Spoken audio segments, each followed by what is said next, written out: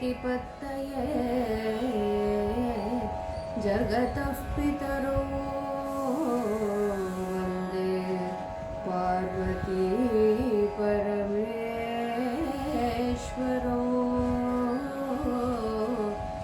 वन्दे पार्वती परमेश्वरो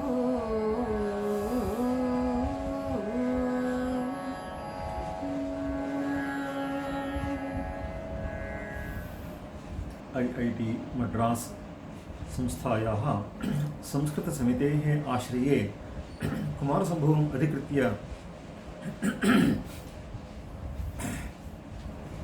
कानिचन प्रवचनानि अस्माभिर्दीयन्ते स्म।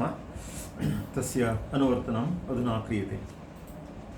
We are pursuing the fifth canto of Kalidasa's Kumarasambhavam. In deference to the various requests from the listeners, I am thinking of some change in plans. So I will complete this Kumarasambhavam in a few more lectures, maybe 5 or 10. So I'll decide shortly about that, and subsequently take up two kavyas.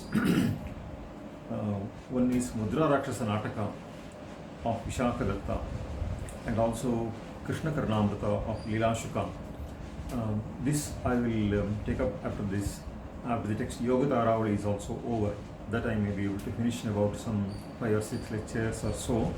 Depends upon the need of explanation. So, and further, today there is some pain I am feeling inside my lip, and therefore I may not be able to speak for more than half an hour today. So we will close a little early today. So please bear with me that we were referring to the description of the tapas of Parvati. Parvati wears the Maunji string. The Maunji string is made of munja grass, made into a rope. So it is made a triple fold and tied around the waist, the place of what is called the Mekhala. So Parvati now began to wear that, setting aside the girdle string that she used to wear as an ornament. She is using that now. And then she also stopped applying lipstick to her lips. And then she now had to collect the darbha grass. You can see from the descriptions that follow that she was doing even the home, and her wearing the Maunji string on her waist and collection of darbha grass and the performance of the homa that is described shows that even women used to perform homa in ancient times. That is evidenced by Harita Smriti. It says, Pura kalpetu narinam maunji bandhana mishyate. So, in ancient times, even women used to wear the maunji. In fact, what we call munji in Kannada today has its origin in the munja grass, and what is made out of this munja grass is called maunji, and tying with that is maunji bandhana, and therefore the upanayana samskara is also known as maunji bandhana. And in this case, Parvati is also represented as having that and collecting the darbha grass. The collection of darbha grass itself is a science and an art. Now, there is this word kushala in Sanskrit. Kushala means an expert. How does this word kushala come to mean an expert? The word literally means one who brings darbha grass. Kusha is darbha and kushala is bringing darbha grass. There are certain minute issues that are to be noted here. A person came to be called an expert on account of his skill in collecting darbha grass. How are the two related? Now, obviously, the sense of an expert is a derived sense of the word kushala, which means one who brings darbha grass. Obviously, that was because the collection of darbha grass itself involves a good deal of skill. Now, first of all, there is a reference here, as in the text we have in Shloka 11, Kushankuradana Parikshatangulihi.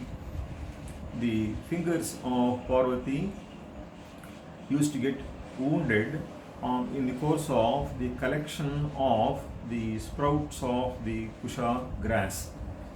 So the agra is very important in the performance of any ritual using darbhas, and therefore she had to collect such darbha grass as had the tips intact. And in the course of the collection of the same, it's quite likely that the sharp edge will come into contact with the fingers and the fingers will get wounded a little. So that's bound to happen, and therefore one has to be very careful in collecting the darbha grass, number one. And number two, the place where darbha grass abounds is also said to be a place where snakes also visit. So they come to that place more frequently, and therefore one has to be careful not to get bitten by the darbha grass. Those who have seen the film Satya Harishchandra in Kannada, so an ancient film, probably in the 50s or 60s, it was done, and there Harishchandra's son dies on account of the serpent bite during the collection of darbha grass. So that scene is depicted there. And further, one has to take care that he does not offend the darbha grass in the sense that if he cuts it in a wrong way, the darbha plant will die, and therefore one must take care to see that the plant does not die, and therefore one must take care to see where there are nodes and where they are not, and where to cut and where not to cut, and so on. This care must also be taken. And further, one is also supposed to utter certain mantras while collecting the darbha grass. So it is a mantra that beseeches permission of the darbha grass to collect the same, and therefore we can see that the ecological sense was deeply imbibed even to young children in ancient times, and therefore one has to seek permission of the darbha grass. So to though it is being used for the performance of a holy act, one is supposed to ask for the permission of the darbha plant itself. What is to be noted is, first of all, that while you are handling inanimate things, it's a different issue. On the other hand, whenever we are dealing with anything animate, you must see that they also have the various senses, and therefore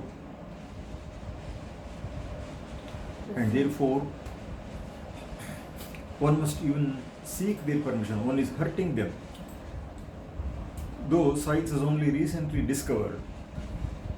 So the recognition of the presence of life even in the plants and even grass was very clearly recognized, and that is why one was to seek permission of the plant to deal with it, because he will definitely be offending the plant, and therefore there is a prayer also that is to be uttered.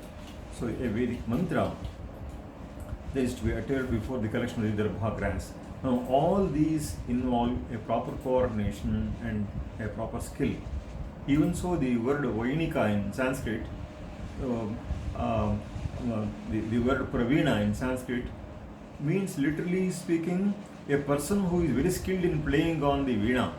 But Pravina also stands for a Nipuna, an expert.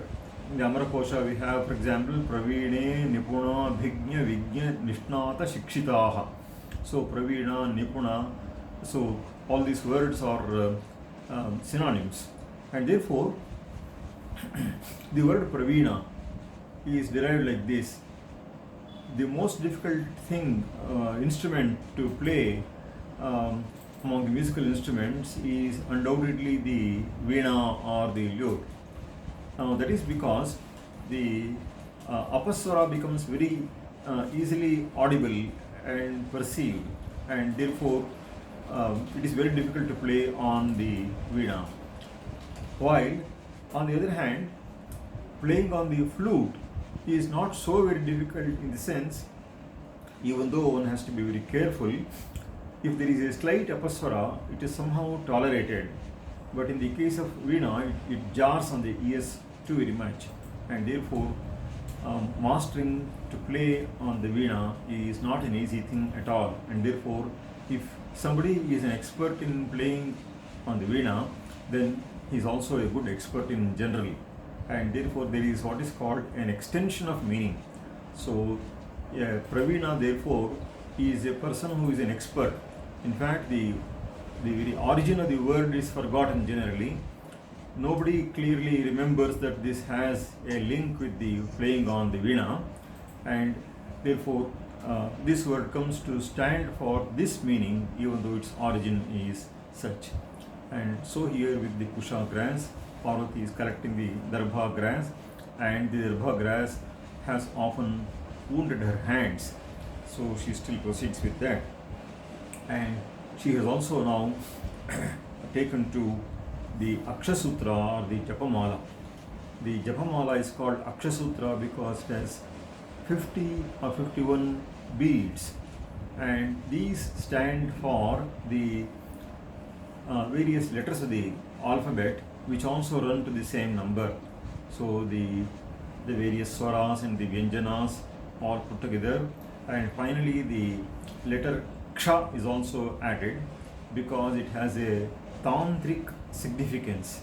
And therefore, when we count the letters as from A to Ha, it is in fact from that combination of the first and the last that we have the word Aham. In other words, what I am is something that is composed of everything in the universe. The various letters are all tattvic in nature, or symbolize or involve the elements of nature, and therefore from A to Ha will cover everything in nature, and therefore everything in nature is myself. That is to say, there is a total identification of the individual and the universe, a beautiful blend of the microcosm and the macrocosm. Sometimes the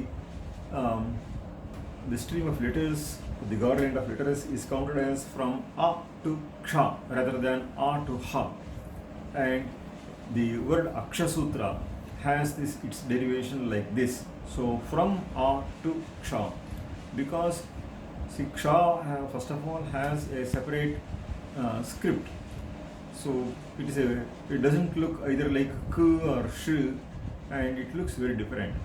Now the same thing can be spoken of regarding many other conjunct consonants, where also we find that the script is different from the original shapes.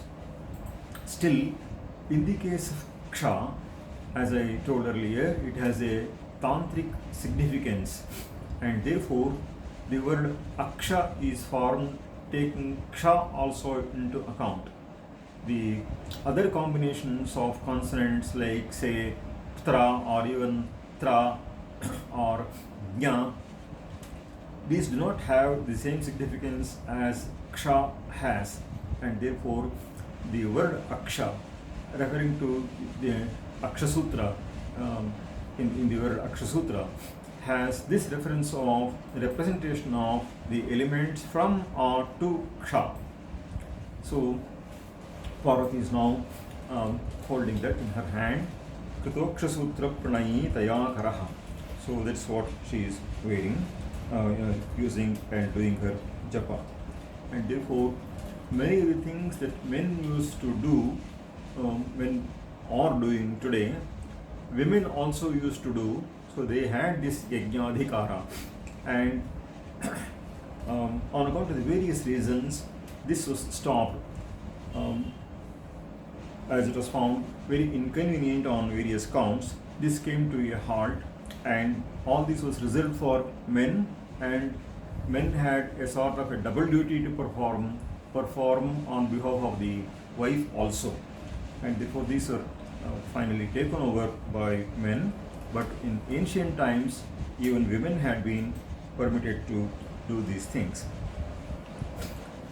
And in another shloka, Kalidasa says that she who used to sleep on costly beds and would be pained by the flowers fallen from her own tresses, from her own hair, now began to sleep over the stone slabs with just the arm of her own as serving as the pillow.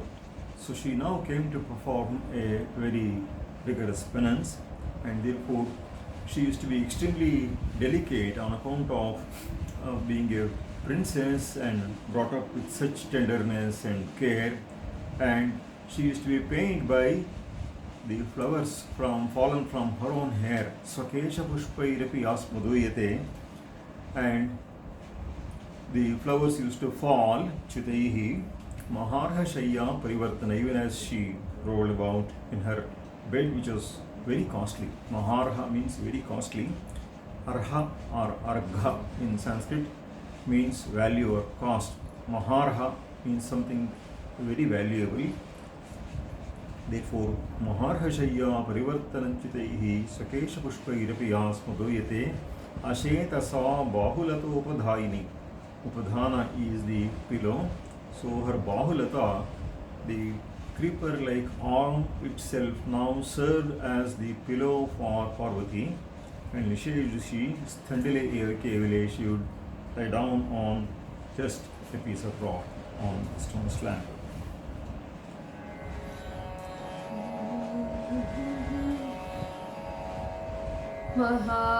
महार्हशय्या परिवर्तनच्युतैः स्वकेशपुष्पैरपि यास्मदूयते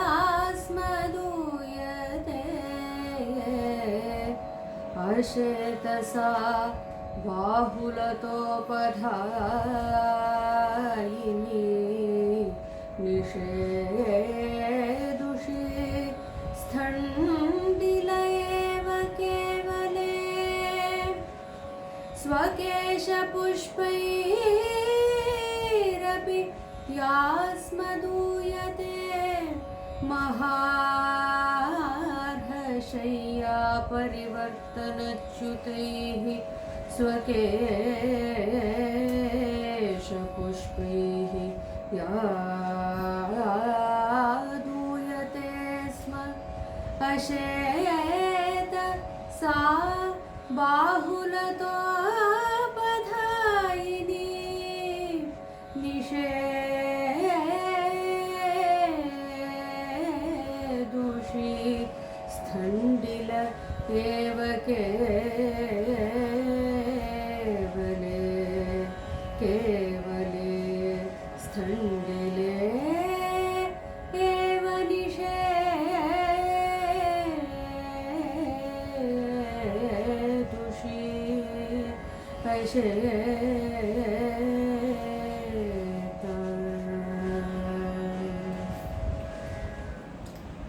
Kalidasa gives a very realistic description of the tapas that is being performed by Parvati.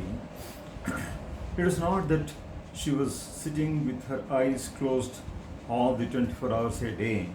That's not the natural and normal course of tapas. And whenever she was not performing her tapas, she was doing the complementary and supplementary acts of the tapas. And therefore, he says, Kalidasa says, that she was watering the plants there without feeling tired and fatigued. So, Atandrita sa swayameva vrikshakan ghatastana prasravanai vyavardhayati. And she was pouring water with the pots of water. And it is as though the pots of water were her own breasts. The mother feeds the child with the milk from the breast with utmost love.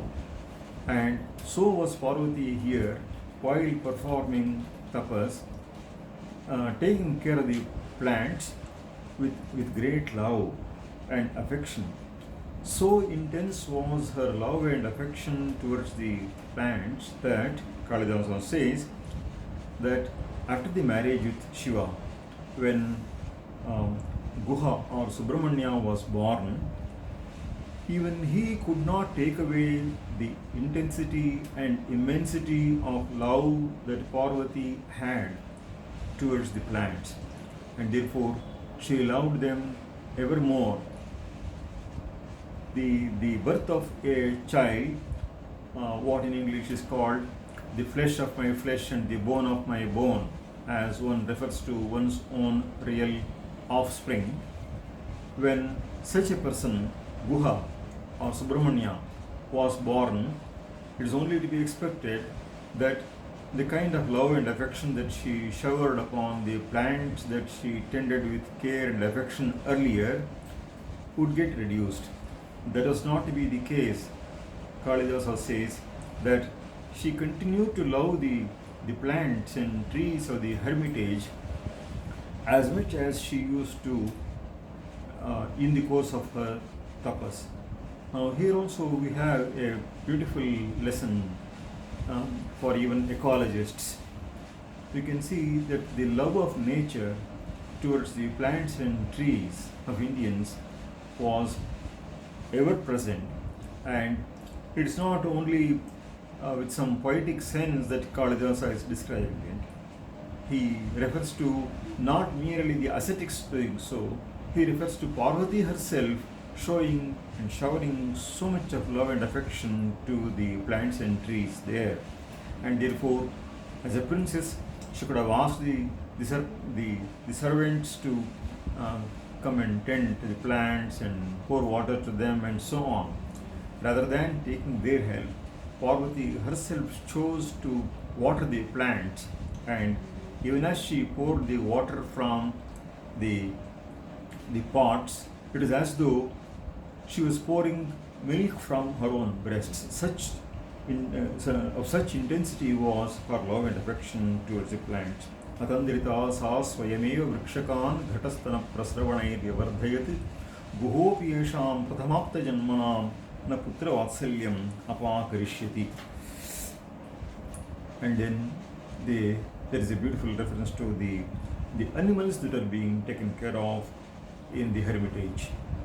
There is no work of Kalidasa in which he does not take us to a hermitage. And the first thing that we notice in a hermitage is the presence of the deer.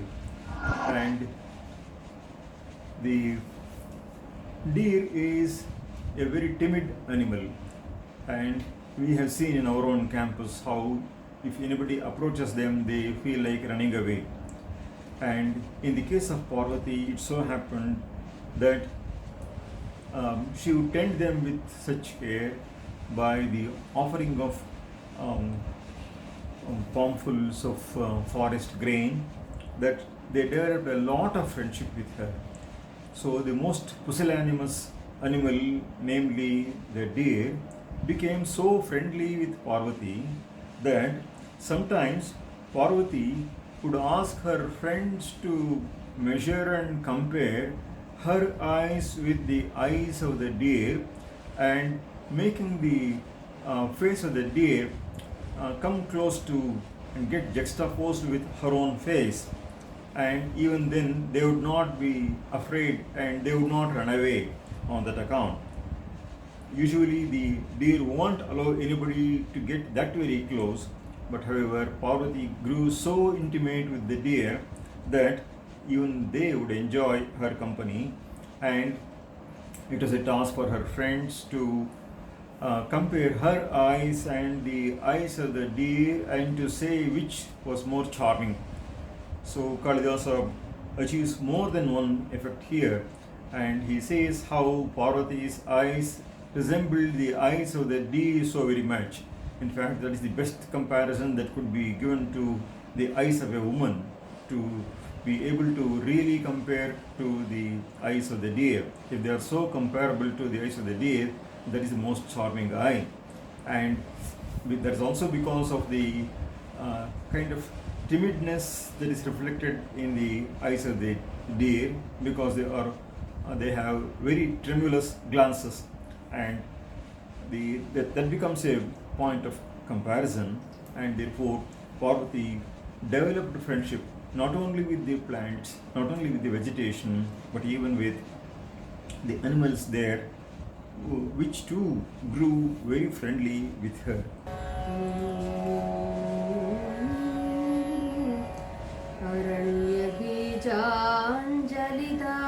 अरण्यबीजाञ्जलिदानलालिताः तथा च तस्यां हरिणा विशश्वसुः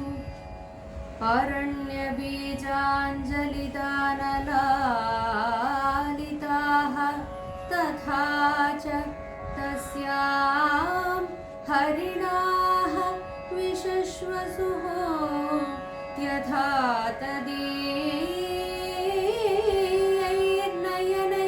कुतूहलात् पुरःसखीनाम् अभिवेदनोचने यथा तदीयैः नयनैः कुतूहलात् पुरःसखीनाम् अभिवेदनोचने.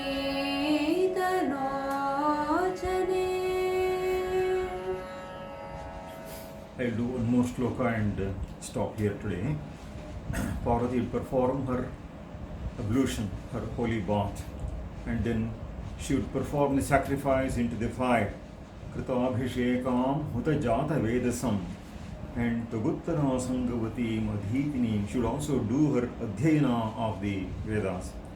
And when Parvati was doing such tapas, the Drikshavastam Rishayobhyupagaman, the very sages from the nearby places all came to see Parvati. They thought it was important to make a visit to Parvati performing her tapas. And Kalidasa says, Na dharma vruddheshu vayas samikshite. In the case of those who are dharma vruddhas, age is no important factor. In our country, vruddhas are considered not just by the old age of the body. So that is called vayovruddha on account of age.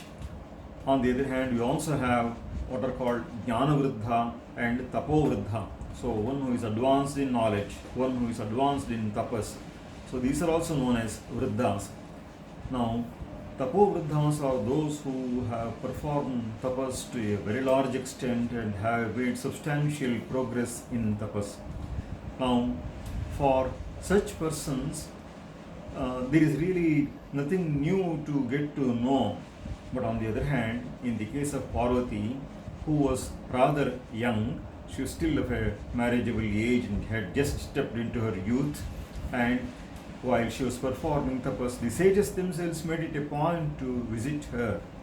So there was something to learn from Parvati, and therefore the poet says that in the case of the great, age is no consideration. Parvati was younger, whereas these dharma vruddhas were also invariably vayovruddhas, so they were also quite old. And further, they were men, and Parvati was a girl after all. And Kalidasa says that age and gender, these things do not matter. So in these days of fighting for gender equality and such other things, to both sensible or nonsensical levels, we find that Kalidasa offers an excellent model of how the great sages themselves, who are even more advanced in age than Parvati was, would come to the hermitage of Parvati and offer their homage to the penance of the tapas of Parvati. As I said earlier, we will finish Kumar Sambhavam in the course of a few more lectures. Even though every shloka is very enjoyable and it is very tempting to dwell on each verse and go through in great detail, still, because many people are asking for other texts, so we will shortly finish Kumar Sambhavam, and we are also having this Yoga Taravali series, which also we will shortly come to an end, and that will also come to an end, and we will take up, instead of these two texts, two other texts, namely Mudra Rakshasa of Vishakadatta, which brings out the story of Chanakya. So in these days of various political developments, how Kautilya or Chanakya viewed the situation and how he handled the issues of his own times should certainly be quite interesting, and therefore we will take that up. And even those two works we will finish in about 10 lectures each. So it's difficult for many to attend for too protracted a period of time, and therefore in about 10 lectures we must finish each of those texts. That is the present idea. Namaskar.